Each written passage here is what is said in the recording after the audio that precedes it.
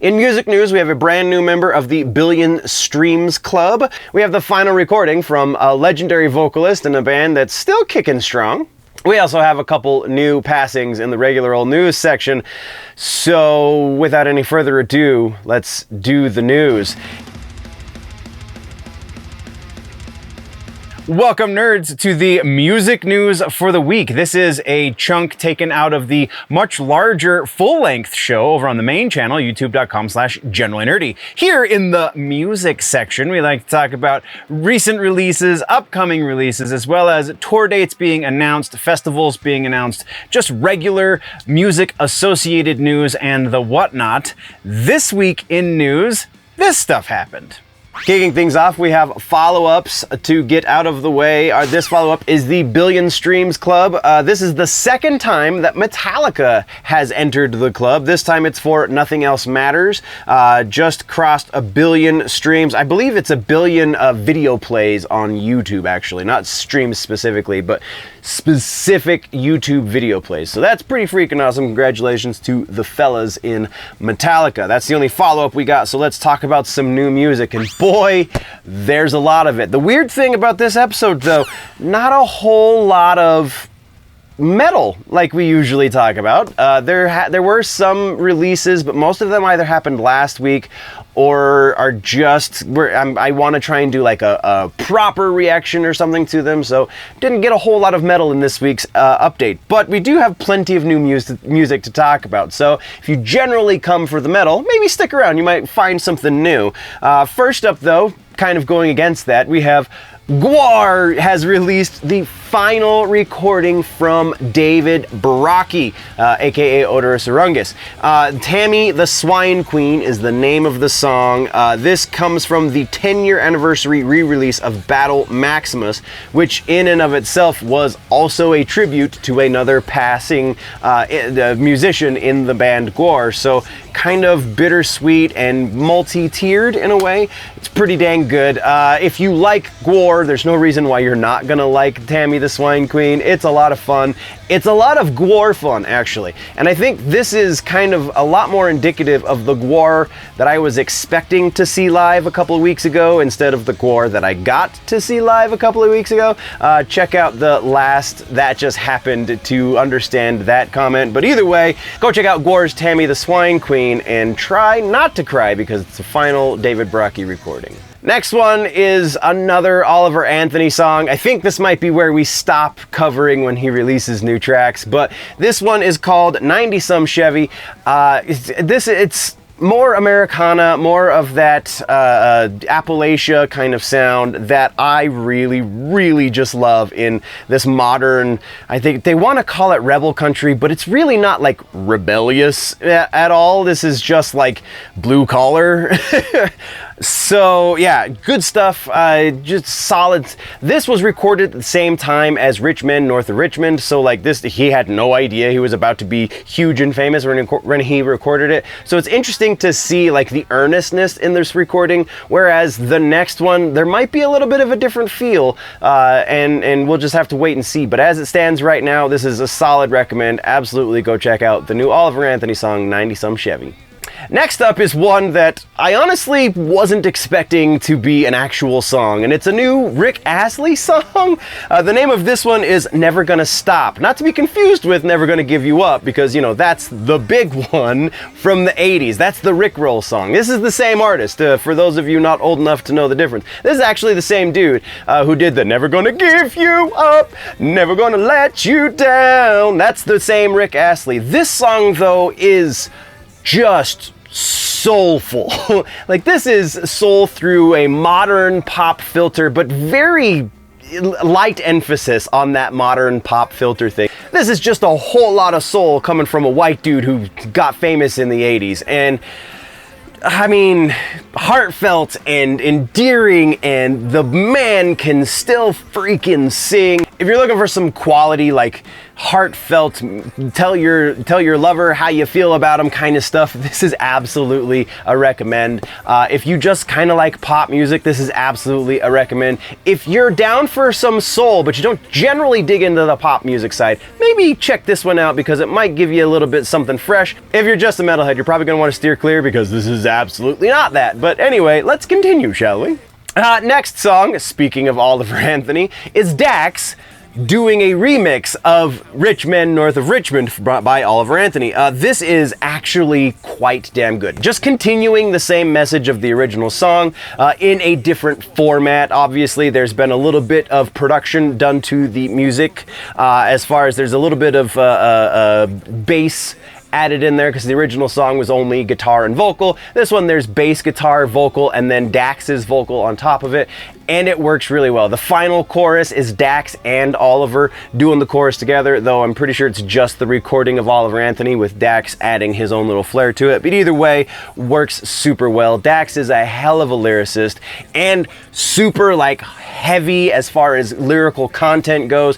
Absolutely, if you liked the original, you're gonna like this one as well. There's no doubt in my mind. And before we move into the next quickie music reaction, new music bit, I just wanted to say there are a bunch of really awesome AI covers. We talked about one in a previous episode of that Oliver Anthony, Rich Men North of Richmond. I'm not gonna bring up every one that I find. There are some really fantastic ones. The one we talked about was the Hank Hill one. I found a Johnny Cash one that sounds like Johnny Cash might have actually recorded that song. And then there's also a Dale Gribble one that I found that's pretty great. Very much soulful in an AI cover. It's a very strange thing to experience, but worth it nonetheless. So yeah, that's just kind of a couple of really quick ones, but just keep your ear posted to places where you can find new music where things are like that are recommended, because there's some really great ones that come out every now and then. And then also there have been like some metal covers of this song as well. We might get into one or two of those, but I haven't found one that's like exceptional yet, so we'll keep you posted. Sticking with the Oliver name, but moving over to the pop side, we're talking about Oliver Tree, who just released a new track. Last time he released new music, super unimpressed. This time, though, the name of the song is Essence. It's featuring somebody named Supercomputer, and we're in kind of a theme for this episode because this is strangely heartfelt for this pop screwball. Like, dude is very avant-garde pop. Oliver Tree, if you know him, you know him. If you don't, you should. If you like pop music at all and you want something kind of a breath of fresh air, Oliver Tree is a definite voice to be heard. Production on this is solid. There's really no complaints here. This one actually, vocal delivery, everything about this I feel like is super good. So this is a good introduction. Previous song that we covered in the new music section, not so much. I can't remember the name of that track right now. But either way, go check out Essence by Oliver Tree featuring Supercomputer. And then our final piece of new music for this episode is the new Timbaland, Nelly Furtado, and Justin Timberlake song. So a little bit of the late 90s, early aughts coming back at you in this track. And it feels like that, only like updated, so very relevant for the modern pop landscape in an elder statesman kind of way. Timbaland is definitely still one of the top producers around. Justin Timberlake will always be one of the greatest male voices in pop music in history, and Nelly Furtado is also one of the greatest female voices in female pop music history. So yeah, just a track of legends that are really showing you how it's done, but making it look so damn easy. Go check out the new Timbaland. Oh, I didn't even tell you the name of the track. It's Keep Going Up is the name of the track from Timbaland, Nelly Furtado, and Justin Timberlake. And then we got some regular ass news to talk about. I hate it when this happens, but we got something to follow the sad bits. So let's just get the sad bits out of the way. Coming out the gate in regular ass news, we do have the passing of two artists. The first of which being Jimmy Buffett. My personal history with the musician known as Jimmy Buffett is very interesting. The first song I heard, unlike most people I think, first song of his that I heard was Cheeseburger in Paradise. We were coming home, or we were actually going to get pizza after a Little League baseball game, and I was riding with my buddy, me and my friend Darius are in the back seat, and my buddy, whose mom was driving us, was in the front seat, and she puts on Jimmy Buffett, Cheeseburger in Paradise. My buddy Darius looks at me and goes, "Sounds like homeboy hadn't had his break today." And forever, I will always remember that moment in my life. Nothing will ever change the purity of that just instant. And from there on, I've just had this strange affinity for Jimmy Buffett. So it's really kind of sorrowful that his passing. I mean, probably not the most affecting of celebrity passings ever. I would say the one that affected me the absolute most was Robin Williams, but we've talked about that. Jimmy Buffett, though, a legend in the American music scene, in the country music scene, even though it's kind of hard to say all of his music really fit inside that box. He was kind of his own thing in a lot of ways. Just a great soul in the music community in general. He does one of my favorite Zac Brown band. He's a guest, comes and does a guest spot on a Zac Brown band song. Is one of my favorite Zac Brown songs. Just a really, I'm not gonna say great musician, because pretty much all of his songs are in like G or C, so not a whole lot of variance as far as like his ability goes, but he knew what he could do. He did it very damn well, and he entertained millions and millions of people. I was definitely one of them, so it is a sad loss in the music community.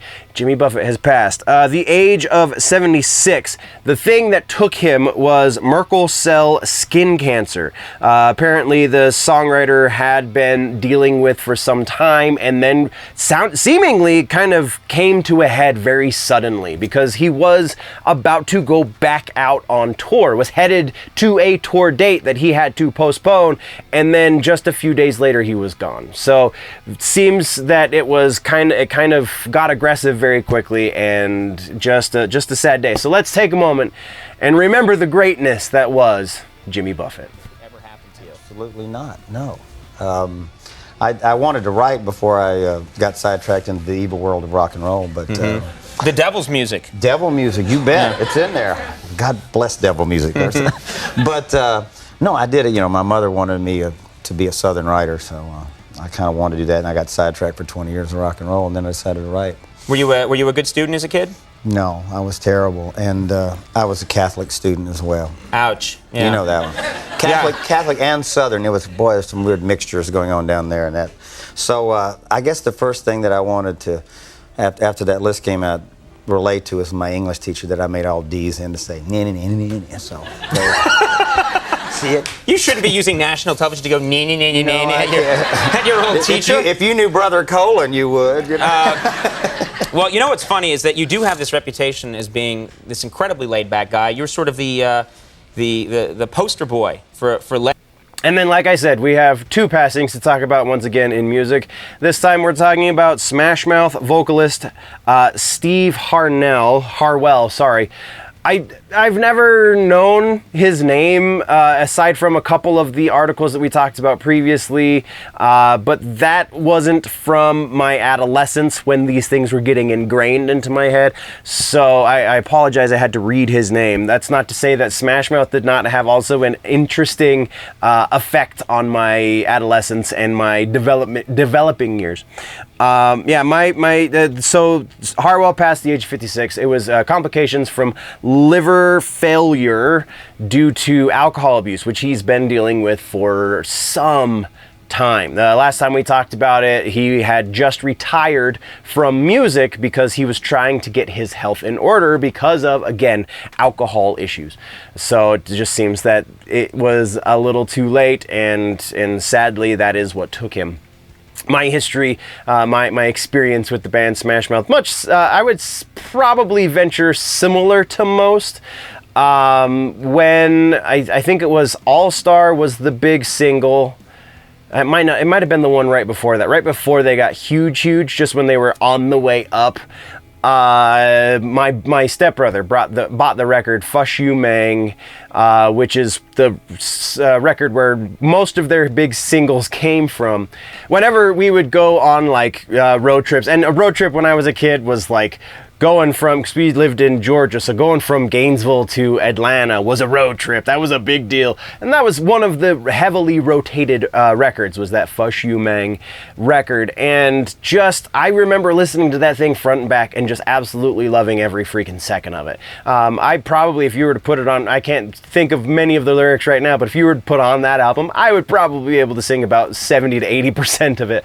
And I haven't honestly listened to it for a couple of decades at this point. So just another unique voice in the music industry, another very unique personality, as evidenced by the later years of his involvement with the band. Smash Mouth is continuing on. They do have a new vocalist since Steve retired. Like I said, retired about 2 years ago. We talked about it. He is trying to get his health in order. So yeah, just, we're gonna take a moment and remember the voice, that voice, such a unique voice, like physically, not even just like the things he had to say or like the person he was, but like the actual sound of his voice was so dang unique. Taking a minute just to remember Steve Harwell from Smash Mouth. Daly, who was a DJ at the time there, and our friend Jim Pratt, who did all the programming or whatever there. Right. Went in there and played it for him, and those guys just like, man, where'd you guys get this?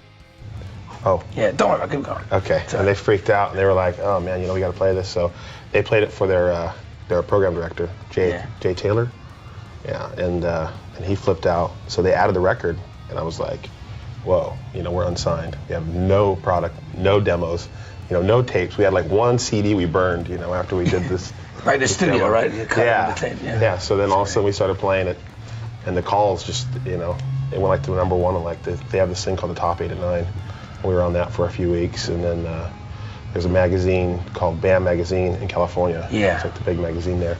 They got, wind of it, and then they put us on the cover of BAM, and we're still unsigned, and we're shopping this thing, and I'm going, who's gonna, come on, Yeah. I'm thinking, somebody sign us now, Yeah. And we had all this cool press and everything, but on the radio play, with the song. And then let's come out of the sad bits. Let's move on, shall we? Let's get into something a little bit more upbeat. And that little bit more upbeat is, strangely enough, new music from the Rolling Stones. They created a new website called don'tgetangrywithme.com, and they're teasing a new single called, of all things, Don't Get Angry With Me. They're still writing new music. Their drummer passed away in 2021, so they obviously have a new drummer, but it's still the Rolling Stones, the surviving members, at least, of the Rolling Stones, writing new music. These guys are what, like in their 90s? Like, I say that, and it might sound like I'm being sarcastic, but I honestly think they're late 80s, early 90s, right? Like, they've been going for a while.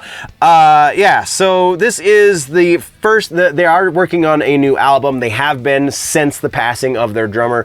He will be on a couple of these tracks for sure. Mick Jagger has said as much or more in interviews recently, and this will be the first collection of new material from the Stones in 20 years. So that's pretty significant. Very interested to see what this record has to offer. We will definitely be talking about some new music once it releases in the new music section, but as it stands right now, that's what we've got, man. Go to don'tgetangrywithme.com to see the tease that it's like 30 seconds, 20 seconds, something like that, of a demo track for this new song. It's pretty interesting.